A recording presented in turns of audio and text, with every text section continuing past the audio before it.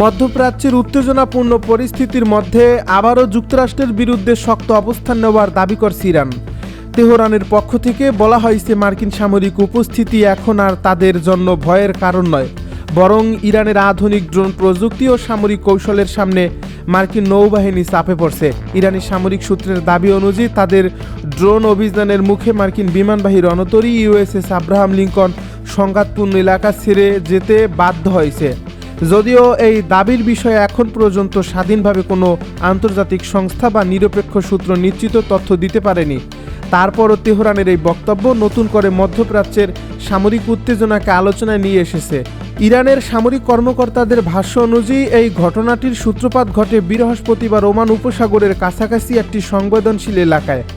তাদের দাবি, এই সময় মার্কিন নৌবাহিনীর শক্তিশালী বিমানবাহী রণতরী ইউএসএস আব্রাহাম লিঙ্কন ইরানের জলসীমার কাছাকাছি অবস্থান করছিল এবং তার সঙ্গে ছিল একাধিক যুদ্ধ জাহাজ ও ডেস্ট্রয়ার।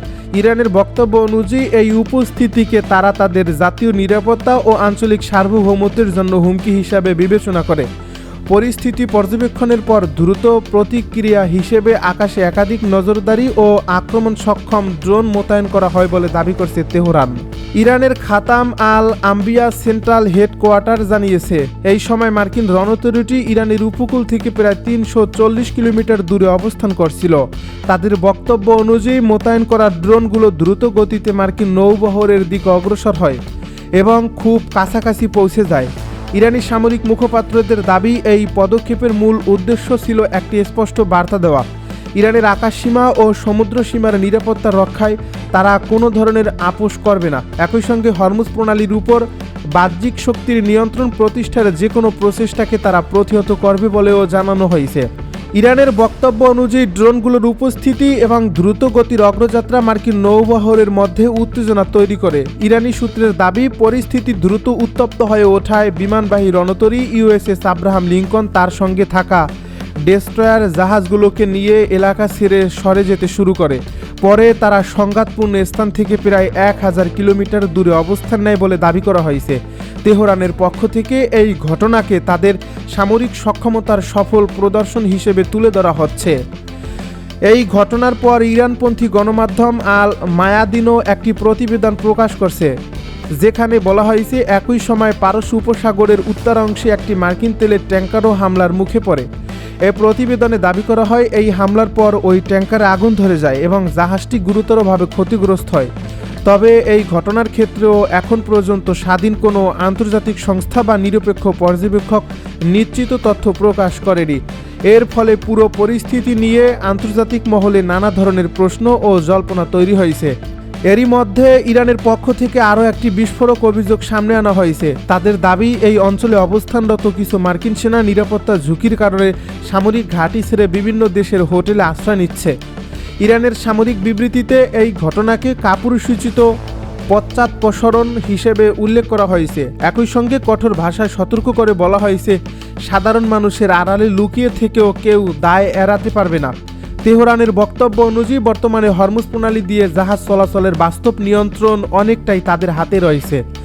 ইরানের দাবি, এই গুরুত্বপূর্ণ নৌপথ দিয়ে যুক্তরাষ্ট্র, ইউরোপ কিংবা ইসরায়েলের কোনো সামরিক বাণিজ্যিক জাহাজকে সহজে চলাচল করতে দেওয়া হবে না। তারা বলছে, আন্তর্জাতিক আইন ও যুদ্ধকালীন বিধিমালা মেনেই এই সিদ্ধান্ত নেওয়া হয়েছে এবং দেশের সার্বভৌমত্ব রক্ষার জন্য প্রয়োজনে আরও কঠোর পদক্ষেপ নেওয়া হবে। শিগগিরই নতুন প্রজন্মের অস্ত্র ব্যবহারের হুঁশিয়ারি আইআরজিসির মুখপাত্রের। ইরান দীর্ঘমেয়াদী যুদ্ধের জন্য পুরোপুরি প্রস্তুত এবং শীঘ্রই নতুন প্রজন্মের কৌশলগত অস্ত্র ব্যবহার করা হতে পারে বলে হুঁশিয়ারি দিয়েছেন ইরানের ইসলামিক রেভলিউশনারি গার্ড কর্পসের মুখপাত্র ব্রিগেডিয়ার জেনারেল আলী মোহাম্মদ নাইনি। শুক্রবার কাতার ভিত্তিক গণমাধ্যম আল জাজিরার এক প্রতিবেদনে তথ্য জানানো হয়েছে। ব্রিগেডিয়ার জেনারেল আলী মোহাম্মদ নাইনি বলেন, আগ্রাসনের জবাব দিতে ইরান দীর্ঘ সময় ধরে যুদ্ধ চালিয়ে যাওয়ার জন্য প্রস্তুত রয়েছে। তিনি বলেন, ট্রু প্রমিস 4-এর অভিযানের অধীনে এখন পর্যন্ত যে ধারাবাহিক হামলা চালানো হয়েছে তা ইরানের প্রকৃত সামরিক সক্ষমতায় কেবল একটি ছোট অংশ। নাইনি আরও বলেন, ইরানের নতুন উদ্যোগ ও নতুন অস্ত্র আসছে, এসব প্রযুক্তি এখনও বড় পরিসরে ব্যবহার করা হয়নি। শত্রুপক্ষকে আগামী প্রতিটি সামরিক অভিযানের কঠোর আঘাতের জন্য প্রস্তুত থাকতে হবে। নাইনি উল্লেখ করেন, গত বছর যুক্তরাষ্ট্র ও ইসরায়েলের শুরু করা 12 দিনের যুদ্ধের তুলনায় ইরান এখন অনেক বেশি প্রস্তুত। বর্তমান এই সামরিক সংঘাতকে তিনি পবিত্র এবং বৈধ যুদ্ধ হিসেবে অভিহিত করেছেন। এই ঘোষণার সময় ইরান ইসরায়েলের তেল আবিব শহরে খাইবার ক্ষেপণাস্ত্র নিক্ষেপের কথা জানায়, যা উচ্চমাত্রার নিখুঁত লক্ষ্যভেদের সক্ষমতা প্রদর্শন করছে বলে দাবি করা হয়েছে। যুদ্ধের সপ্তম দিনেও ইরানে মুহুর্মুহুর হামলা চালিয়েছে ইসরায়েল। ইরান ও ইসরায়েল যুক্তরাষ্ট্র যুদ্ধের সপ্তম দিনে রাজধানী তেহরান সহ দেশটির বিভিন্ন শহরে ভয়াবহ নজিরবিহীন বিমান হামলা চালানো হয়েছে। শুক্রবার ভোররাত থেকে শুরু হওয়া এই বোমা বর্ষণকে যুদ্ধের শুরু থেকে এ পর্যন্ত হওয়া সবচেয়ে শক্তিশালী ও তীব্র আক্রমণ বলে বর্ণনা করেছেন আল জাজিরার সংবাদদাতারা।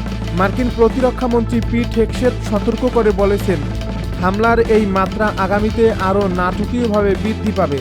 ইসরায়েলি সামরিক বাহিনী জানিয়েছে যে তারা তেহরানের উপর নতুন করে ব্যাপক ভিত্তিকে হামলায় ঢেউ শুরু করছে। অন্যদিকে যুক্তরাষ্ট্র তাদের B-2 স্টিলথ বোমারু বিমান ব্যবহার করে ইরানের মাটির গভীরে প্রথিত ব্যালিস্টিক ক্ষেপণাস্ত্র লঞ্চারগুলো লক্ষ্য করে ডজন খানেক বিশেষ পেনিট্রেটর বোমা নিক্ষেপ করছে। তেহরানে অবস্থানরত আল জাজিরার সাংবাদিক তহিদ আসাদি জানিয়েছেন, পূর্ব এবং দক্ষিণ পূর্ব তেহরানে মুহুর্মুহুর বিস্ফোরণের শব্দে গোটা শহর কেঁপে উঠছে। এসব বিস্ফোরণের তীব্রতা এতটাই বেশি ছিল যে আল জাজিরার ব্যুরো অফিসও প্রকম্পিত হয়। স্থানীয় প্রতিবেদন অনুযায়ী তেহরান বিশ্ববিদ্যালয়ের আশপাশ এবং বেশ কিছু আবাসিক এলাকা লক্ষ্য করে এই আক্রমণ চালানো হয়েছে। এছাড়া একটি সামরিক একাডেমি আক্রান্ত হওয়ার সময় ইরানের রাষ্ট্রীয় গণমাধ্যমের একজন সংবাদকর্মী সেখান থেকে সরাসরি সংবাদ প্রচার করছিলেন। আসাদি আরও জানান যে সামরিক লক্ষ্যবস্তুর পাশাপাশি আবাসিক ভবন, পার্কিং লট এবং গ্যাস স্টেশনের মতো বেসামরিক স্থাপনাগুলো এই বিধ্বংসী হামলার শিকার হয়েছে, যার ফলে সাধারণ মানুষের মধ্যে চরম আতঙ্ক ছড়িয়ে পড়ছে।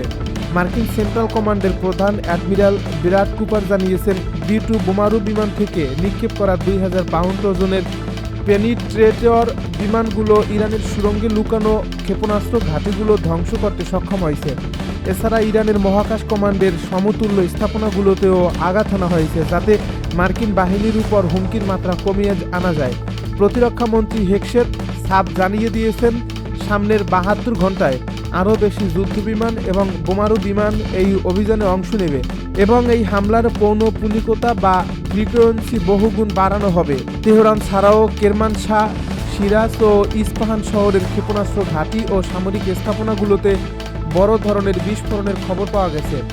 যুদ্ধের এই ভয়াবহতা ইরানে এ পর্যন্ত 1230 জন নিহত হয়েছেন বলে দেশটির রাষ্ট্রীয় গণমাধ্যম দাবি করছে। ইউনিসেফ শুক্রবার জানিয়েছে, নিহতদের মধ্যে অন্তত 181 জন শিশু রয়েছে।